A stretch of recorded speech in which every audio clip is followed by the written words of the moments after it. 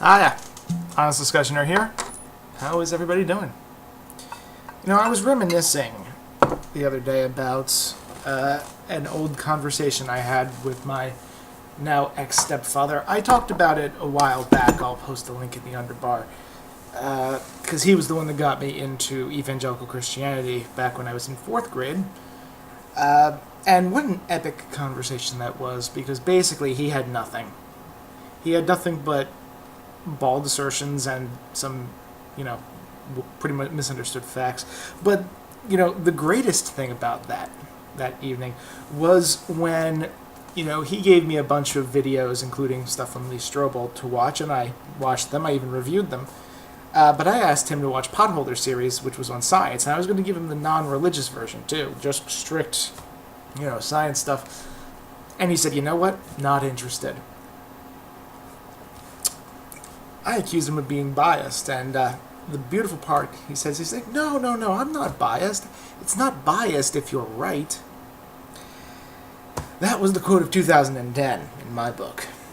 But it got me to thinking about Lee Strobel's arguments, because my stepfather, or ex-stepfather I should say, gave me one of Lee Strobel's doozies, and that's the wouldn't die for a lie argument. Now, I was still pretty new to the whole atheism thing at the time, and I had never heard of this argument before. As the argument goes, all of the disciples, all the people that personally knew Jesus and claimed to have seen him be resurrected, those that had firsthand knowledge of it, died martyrs. They were given the chance to say that it's all a lie, and if they admitted it, they would be spared.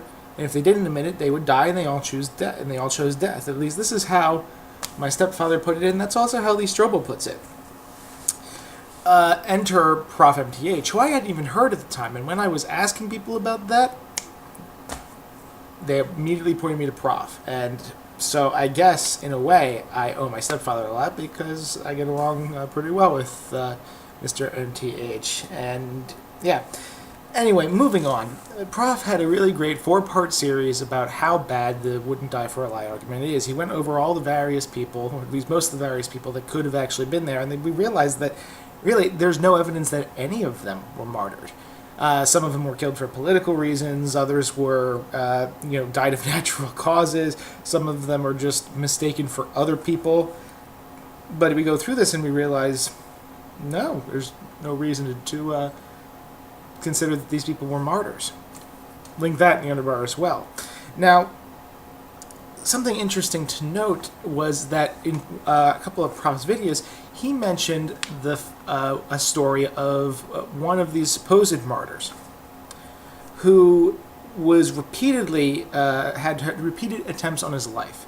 I think he was pushed off a ledge and he wasn't hurt. He was put into boiling oil, and he was fine, and it wasn't until someone bludgeoned him on the head repeatedly that he died. And Prof pointed out that early Christian tradition is replete with these types of examples where people defending the Christian faith meet gruesome deaths, but only after a number of supernatural interventions preventing their lives from being lost. So, basically, embellishment, at the very least.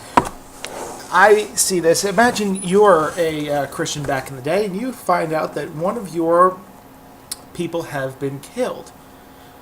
So what do? You say, well, God should have protected them, and at some point down the line, their story of demise gets extra things added on. They couldn't just flat out lie and say the guy's alive because, well, he was dead. Lots of witnesses saw him die and all of that sort of thing. So you couldn't do that, but what you could do is perhaps add on that God, saved him numerous times, and then I guess he just got sick and tired of it and let them die because people were just so determined to kill them. But the fact that there is this embellishment, the fact that unless Christians are going to come up here and say that all of those stories are actually true, doesn't this make an excellent case against having faith in the New Testament itself? If they're willing to embellish, or at least if there are circumstances that would cause such an embellishment to the point where people are getting thrown off roofs and being boiled alive, but nothing bad is happening to them. I don't think if we look through history, we can actually say that these events actually happened. These were embellishments. If they could embellish that, what is to stop them from embellishing the New Testament?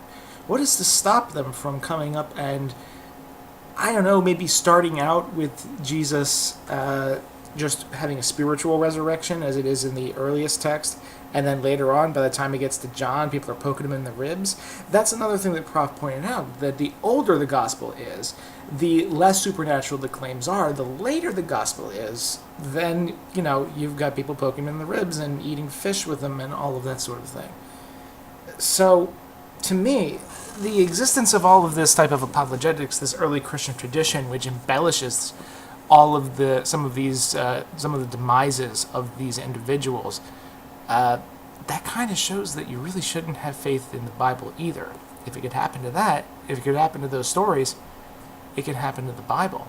Prof, again, I'm sorry to be just repeating everything that Prof says, but he makes a great point that at the time people thought that Jesus was going to be, the Messiah, and therefore, or at least his disciples did, he was supposed to, free them from Rome and all of that stuff, and then he died. So what did they do? They reconciled their beliefs and said, well, it was a spiritual resurrection. And then over time, stories grew more grandiose, and it became a physical resurrection. At least this makes perfect sense to me. I don't really understand how anyone can look at this and say, you know what, no, I'm just going to still have faith in the Bible regardless. It just seems like you just want it to be true rather than actually think it is true, or that you're actually going where the evidence leads. Well, that's been my rant. Don't forget to check out my blog post, a little more brief about that. And yeah, like me on Facebook. Have a nice day. Honest Discussioner out.